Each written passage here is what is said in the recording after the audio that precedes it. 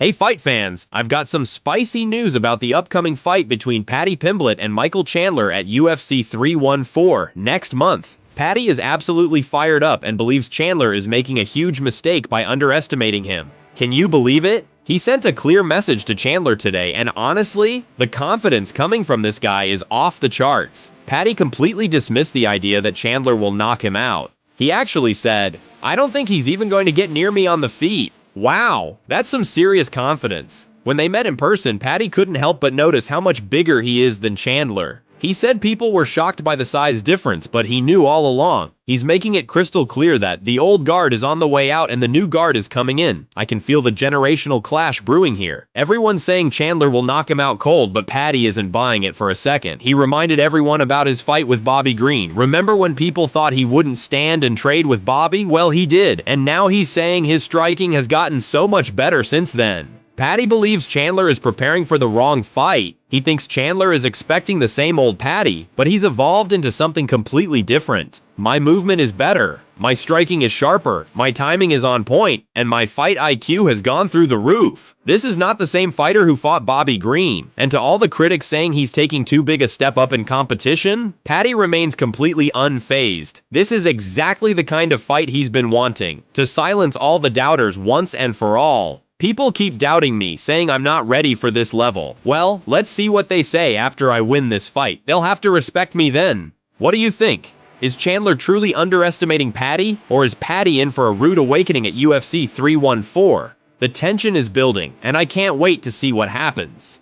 Moving on to our second story, Joe Rogan's reaction to Alex Pereira versus Magomed Ankalaev.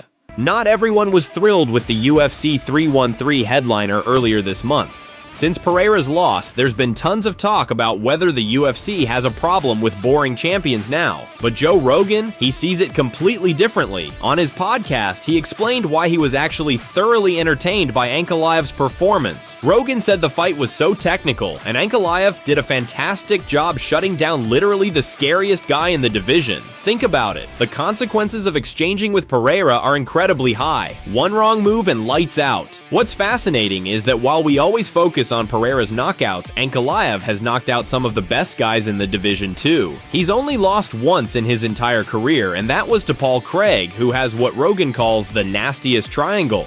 So sneaky and quick that you never see it coming.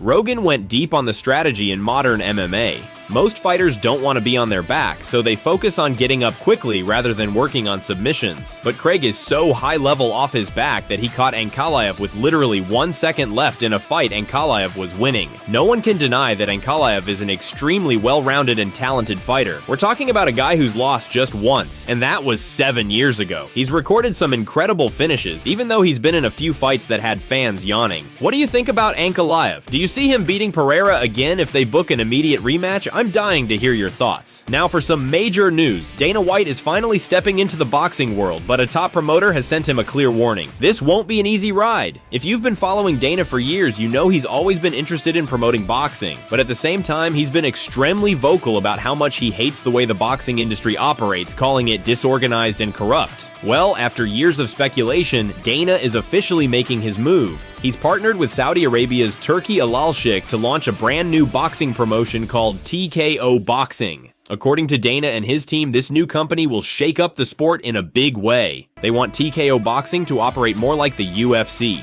a league-style structure instead of the fragmented system we see in boxing today. This could be an absolute game changer, but not everyone is convinced Dana can pull it off. Eddie Hearn, the chairman of Matchroom Sport, didn't mince words when talking about the realities of boxing promotion. He made it crystal clear that Dana is stepping into a completely different battlefield compared to MMA. Hearn said, "Boxing is the worst business in the world." He warned that Dana better be prepared to be up all night and sleep with one eye open every single day. It's not like the UFC where he can control everything. In boxing, everyone is out there hustling every day, including Hearn himself. This raises a huge question. Is Dana fully prepared for these challenges? While he's talked endlessly about boxing's flaws, his biggest test might come when TKO Boxing tries to implement a UFC-style compensation model, which is totally different from how revenue is split in big boxing matches. What do you think? Can Dana White and TKO Boxing succeed? Will they dominate boxing the way the UFC has dominated MMA? I'm on the edge of my seat waiting to see what happens next. Next up, Daniel Cormier recently weighed in on the UFC's lightweight division, and he has some interesting matchups in mind. Following UFC 313 and Justin Gaethje's memorable win over Rafael Fiziev, there's been tons of talk about what's next for the longtime contender. Many fans want to see him battle Islam Makhachev, but it looks like he'll need to wait since all signs point to Ilia being next for the lightweight king. During a recent YouTube video, Cormier laid out a crystal clear plan for the division. Topuria versus Islam Makhachev, book it. Gaethje versus Charles Oliveira, book it. Whoever wins fights Makhachev. Oliveira can go down to New Orleans and fight Dustin Poirier. If he wins again, he's next after Gaethje. What do you think of Cormier's proposal? The timing seems pretty good, right? And do you see Gaethje getting past Oliveira? Cormier also pointed out something really interesting about Makhachev's situation. If he beats Topuria, Cormier believes people will try to diminish his accomplishments by saying, well, he defended the belt 3 times against featherweights. It's a fascinating point. Makhachev has already beaten Alexander Volkanovski twice, so in his eyes, a win over Topuria won't do much compared to winning the welterweight title. Despite this, signs that the UFC is moving forward with Makhachev versus Topuria continue to stack up. According to Razu Chudinov, a close friend of Khamzat Chimaev, both Makhachev versus Topuria and Dricus du Plessis versus Robert Whittaker are being targeted for UFC 317 in June. Let's move on to another hot story. Jon Jones recently showed off a brand new haircut on social media, and the MMA community absolutely roasted him for it. His new hairstyle seems inspired by Avatar, The Last Airbender, and while Jones probably thought it would be a fun change, fans and fighters had a completely different reaction. Instead of praising his style, the MMA world took this chance to absolutely tear into him, both for the haircut and for continuing to avoid a fight with Tom Aspinall. Social media was flooded with memes and jokes about Jones's transformation. Alongside roasting his haircut, many criticized him for not defending his heavyweight title. Ever since winning the belt, Jones has been sidelined with an injury, and fans are getting really impatient, especially as Aspinall, the interim champ, waits for his shot. Here are some of the brutal reactions. He's doing everything other than fighting Aspinall. When the MMA world needed him most, he vanished. The Last Airbender? More like the last belt defender. He's running from Aspinall like he's in an episode of the show. Bro's haircut looks just like his prison jumpsuit from a year back. Someone even posted, "So John, just checking in. It's been 4 months since you won the belt against, well, nobody basically. Ready to sign the contract for the clear next in line?" To which another fan replied, "John, I got a silly haircut and did some weird advertising for an insurance thingy."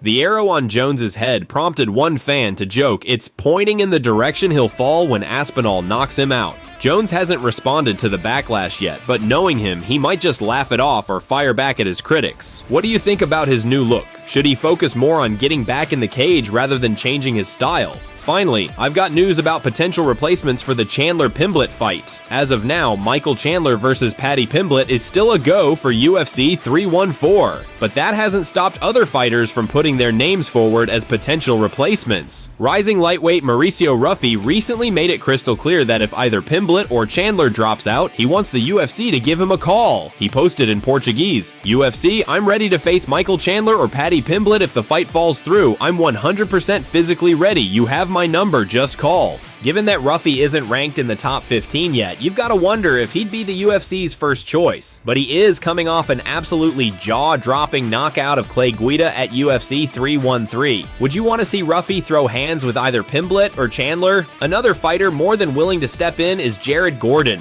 Remember, Gordon fought Pimblett back in December 2022 and lost by unanimous decision, but tons of people thought Gordon actually won that fight. While appearing on a podcast recently, Gordon said he's been manifesting the opportunity to rematch Pimblett. He said, "No offense to Mike, he's my buddy, but that's how opportunities come about and you have to seize the moment." Gordon claims he's walking around at 171 to 172 pounds and could make weight on just 3 to 5 days notice. Talk about being ready for your shot. That's all for today's MMA news. What stories got you the most excited? Let me know in the comments below.